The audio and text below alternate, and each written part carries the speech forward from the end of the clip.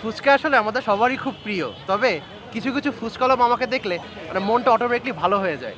আপনারা ফুচকা তো সব জায়গায় খান, আপনাদেরকে আমি এতটুকু বলতে পারবো, গ্যারান্টি দিতে পারবো ইনশাল্লাহ, কিচ্ছু না পালে স্বাস্থ্যসম্মতভাবে খাইবেন এবং সুন্দর পরিবেশে, ঘরোয়া পরিবেশে তৈরি করা, নিজ হাতে আমার তৈরি করা 6টা টক আমি নিজে তৈরি করি এবং হাতে বানানো ফুচকা পাবেন। আমার একটা মাদ্রাসা আছে, ছাত্র ছাত্রী পড়াশোনা করে, এতিম বাচ্চারা ঠিক মতন বইও কিনতে পারে না।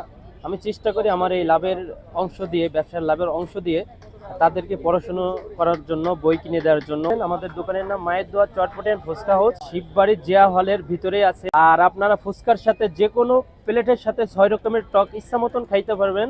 এই ফুচকা তোমার কাছে কেমন লাগছে? ভালো। এই জোনটা যদি ধূমপান মুক্ত করা যেত, তাহলে আমরা আমাদের স্ত্রী সন্তানদের নিয়ে আরও বেশিটা সময় এখানে স্পেন্ড করতে পারতাম। এই হচ্ছে গরম গরম চিকেন চটপটি। মানে চটপটি তো ভালোই লাগে, চটপটির সাথে যখন চিকেনটা চলে আসে অস্থির একটা টেস্ট চলে আসে। এই হচ্ছে ওনারা দেখেন চিকেন ফুচকা, চিকেন কিন্তু উপরে দিয়ে দেয়। আসলে ট্রাই করা যাক। চিকেন ফুচকাটাই ভাই অনেক ঝাল, যারা আসলে স্পাইস পছন্দ করেন চিকেন ফুচকা মাস্ট ট্রাই করবেন। তবে আমার মতো যারা আসলে ঝাল বেশি পছন্দ করেন না, মানে খেতে পারেন না, তারা কিন্তু চকলেট ফুচকা নিয়ে নেবেন। ট্রাই করে দেখা যাক। মানে যখন খুব ঝাল লেগে যায় তারপরে এরকম একটা ফুচকা মানে অস্থির, এর থেকে ভালো খাবার তখন মনে আর কিছু হতে পারে না।